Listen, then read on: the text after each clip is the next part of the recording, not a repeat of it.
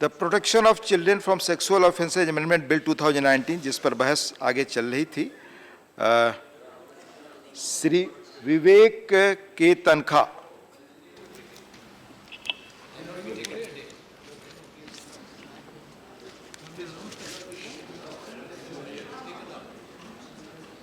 मुझे खुशी कि आपने मुझे इस विषय पे बोलने का अवसर दिया। उसका कारण यह है कि करीब 25-30 साल से बच्चों के राइट्स को लेके मैंने काफ़ी काम किया है। मेरे पास हम लोग एक ग्रुप है, we are running schools for special children. We have about 5 schools, nearly 700-800 children. और हमने कई पहलू बच्चों के देखे हैं, किस तरह से बच्चों का एक्सप्लॉयटेशन होता है, किस तरह से बच्चों को यूज़ किया जाता है और किस तरह से बच्चों का पे क्राइम होता है। ये जो पूरा जो एफर्ट था 2012 का, जब ये पेरेंट बिल आया था, पेरेंट एक्ट आया था, ये इनिशिएटिव था यूनाइटेड नेशंस का। 11 दिसंबर 1992 में in a UN convention on rights of children, India ratified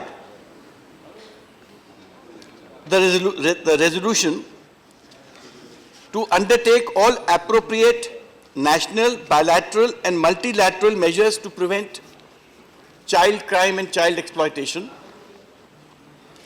And especially 3 points were outlined at that time. The inducement or coercion of a child to engage in any unlawful sexual activity.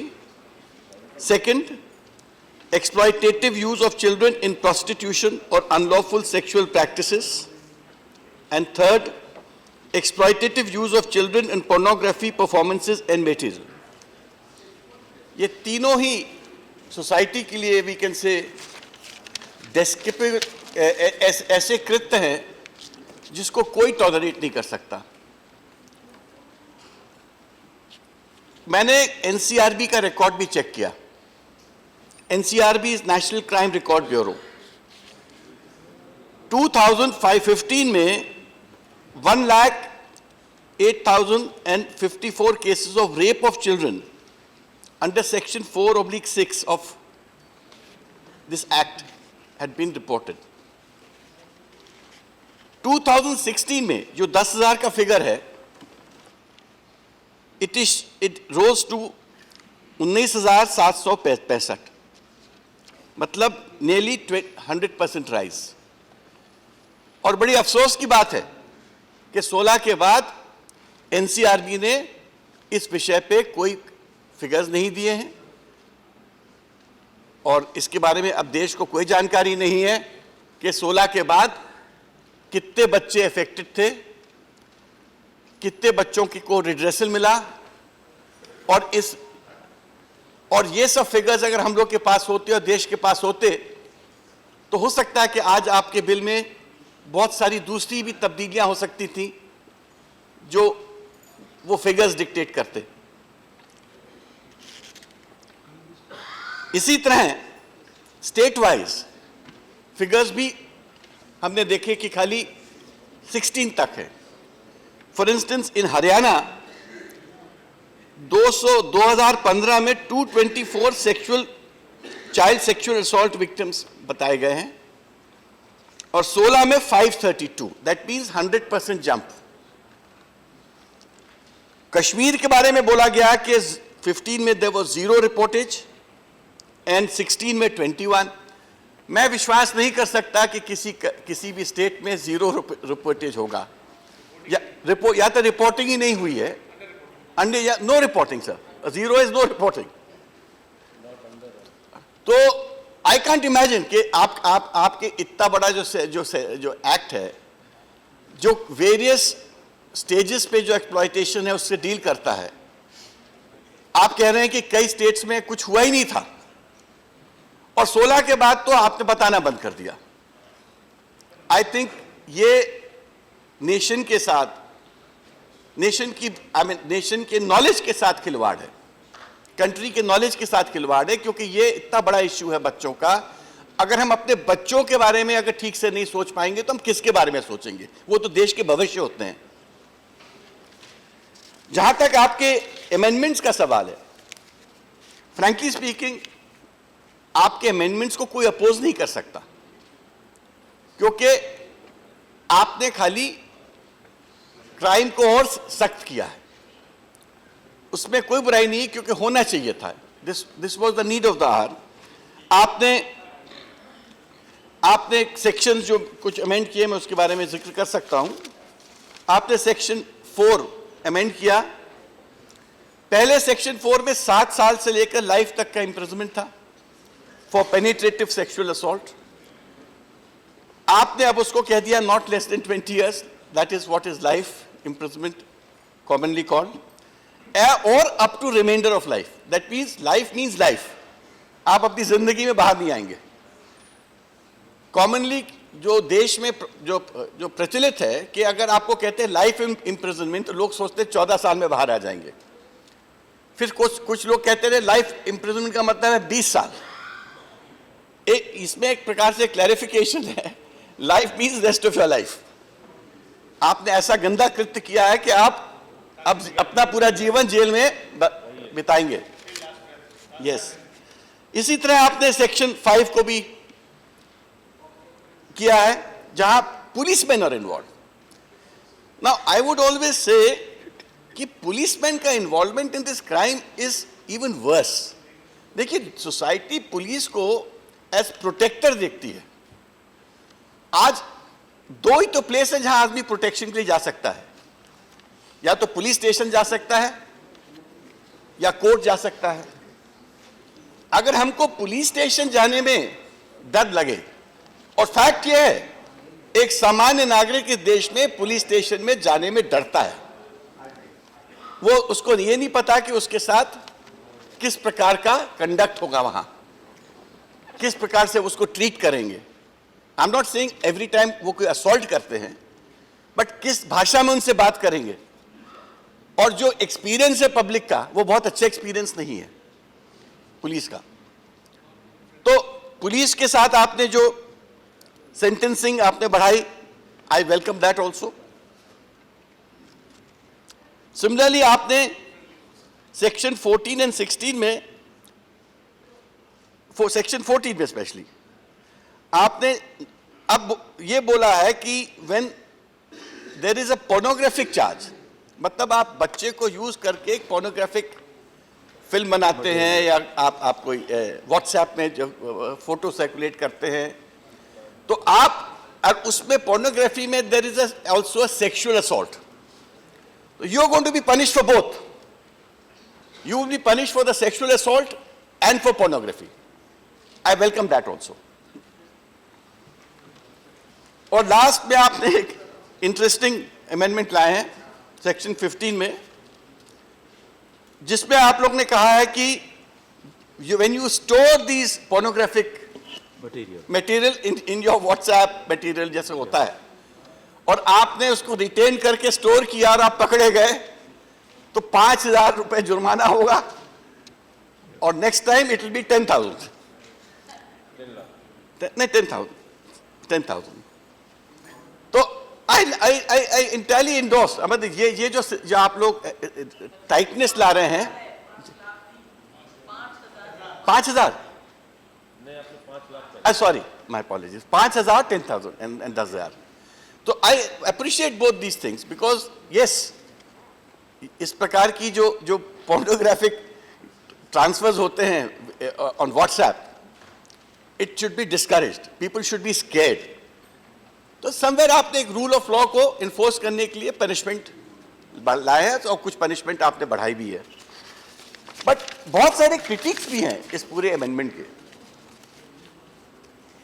देखिए, आपने इस पूरे amendment तो लाए, हम उसका स्वागत भी कर रहे हैं, बट पूरा amendment is singularly focused on punishment. It is singularly focused on punishment, but it is quiet on A, protecting children from sexual crime before it happens. Of course, it may not be part of this section. But that is more important. Unless हम prevention के बारे में as a society, as a community, as a nation, as a state, we start thinking, how will you prevent those thousands and lakhs of children who have been exploited every day in their homes, in where they work, or where they study? And second is, how do you prevention के लिए भी? Now I'll say why. आप कहेंगे कि how do we prevent? For instance, बच्चों के साथ on a day-to-day basis, school जाते हैं बच्चे, बच्चों के साथ while going to school, while coming out of school, while in school, they have different sides of experiences. बच्चों का, जो especially girls का बहुत experiences होते हैं. Who's talking to them? Who's finding out कि तुम्हारे साथ क्या हो रहा है? Where is that education, that sensitization of children? आपने थोड़े से जो रेप केसेस हैं या दूसरे केसेस हैं उसको पकड़ के जेल कर दिया, अब वो भी जेल नहीं जाते हैं. I'll come to those statistics later. But जो लाखों बच्चियों के साथ जो एक्सप्लॉयटेशन हो रहा है on a day-to-day basis, in their homes, in their institutions, उसको पकड़ने के लिए हम क्या कर रहे हैं, उसको रिजॉल्व करने के लिए क्या कर रहे हैं? Every second check. अमेरिका में मुझे पता है, if you slap your child और नेबर ने रिपोर्ट कर दी तो 10 मिनट में पुलिस आ जाती है, and वो डॉक्टर आ जाएगा और साइकोलॉजिस्ट आ जाएगा और and all kinds of people arrive. हमारे देश में क्या है ऐसा कुछ सिस्टम? तो वो आप लॉ तो बना रहे हैं, आपने अमेंडमेंट को लेके बहुत बड़ी बातें भी करेंगे, but at the end of the day what is stopping? रुक क्या रहा है? कुछ नहीं रुक रहा है, क्योंकि आप आधे वक्त जो घरों में जो ये क्राइम्स होते हैं, वो क्राइम्स घर के लोग, कनेक्टेड लोग करते हैं. Children are exploited by parents at times, brothers and sisters at times. Who is reporting? Who's getting into all that? तो जो कंट्री की प्रॉब्लम है, मैं तो ये इनफैक्ट मैं आपके सामने जो प्रेजेंट कर रहा हूं, this is the issue of the country. Vivek ji, party ने 12 मिनट समय दिया, पूरा 4 घंटे हैं सर. 12 मिनट आप बोले. मैंने जो पार्टी के द्वारा समय मिला है, आपके 4 वक्ता हैं, आप बोले. आज सिर्फ यही बिल पे चर्चा होगी. ये 4 घंटे का तो उसीलिए 4 घंटे के मुताबिक हमारे चीफ व्हिप अभी उसको देख लेते हैं. माननीय आनंद जी, 4 घंटे की बहस है, उसी के अनुसार समय तय है. 42 मिनट में 4 वक्ता हैं और पार्टी ने आपके देख लेंगे, पार्टी की तरफ से हम दे देंगे. ठीक है, आप बोलिए. हम दे देंगे, उसको जरूर देख लें. अब मैं दिस वाज ऑन सेंसिटाइजेशन. मैंने कह रहा था कि स्कूल्स में, इंस्टीट्यूशंस में, where is that effort to sensitise? अब मैं आपको बताता हूं, 2014 से 2016 के बीच में 1,04,976 cases were registered for trial under this act. 1,04,976 up to 2016. Because NCRB में इसके बाद कोई फिगर्स नहीं है, तो हम आपको बता भी नहीं सकते. As per NCRB, only 10% of this 1 lakh had been in which trials had been completed. Only 10%. And of the 10%, 30% में conviction हुआ खाली. So what is the conviction rate? So as per my calculation, 3,149 cases में conviction हुआ है out of 1,04,976 cases up to 16. तो ये जो deterrence है which is flowing out of the act, वो भी तो नहीं हो रहा है. प्रिवेंशन की बात हम नहीं कर रहे हैं, प्रोटेक्शन की बात नहीं कर रहे हैं, सेंसिटाइजेशन की हम बात नहीं कर रहे हैं, अब तो हम एक्चुअल क्राइम की बात कर रहे हैं. उसमें भी तो कुछ नहीं हो रहा है conviction.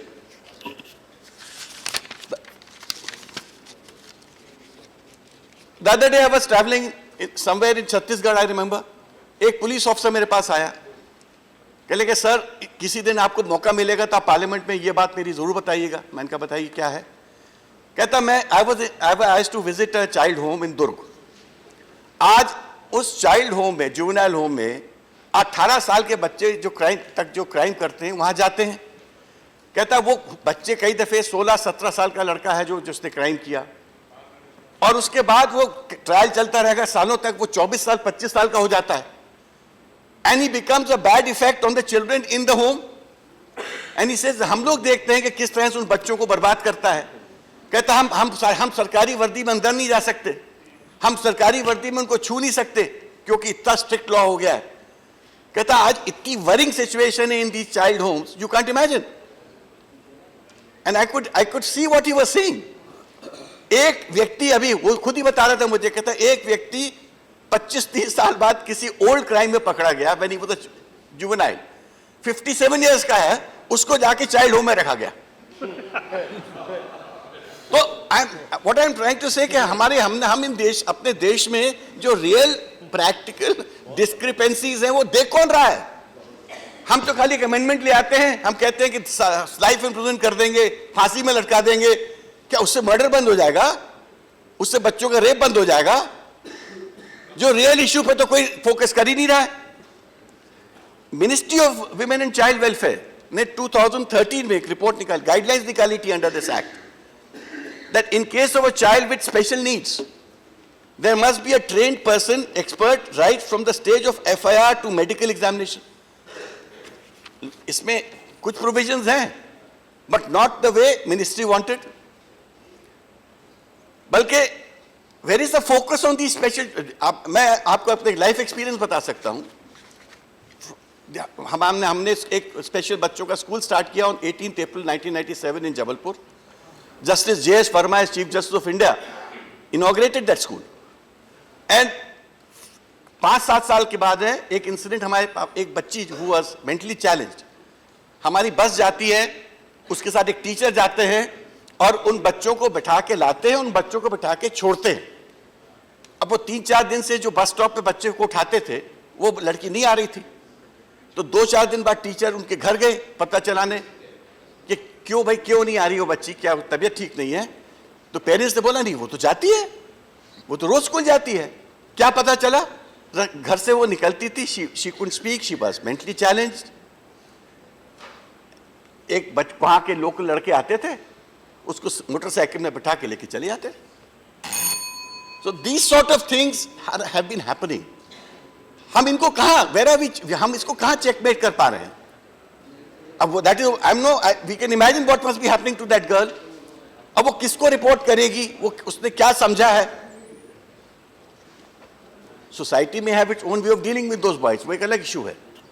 But at the end of the day what I am trying to say कि हम ये सब अमेंडमेंट्स ला रहे हैं, बहुत अच्छी बात है, but this is only a tip of the iceberg. What has to be done is much more. Conclude कीजिए। लास्ट पे मैं ये कहना चाहूंगा कि हर घर में बच्चे होते हैं और बच्चों की सेफ्टी सबसे बड़ा इशू है हम लोगों के लिए।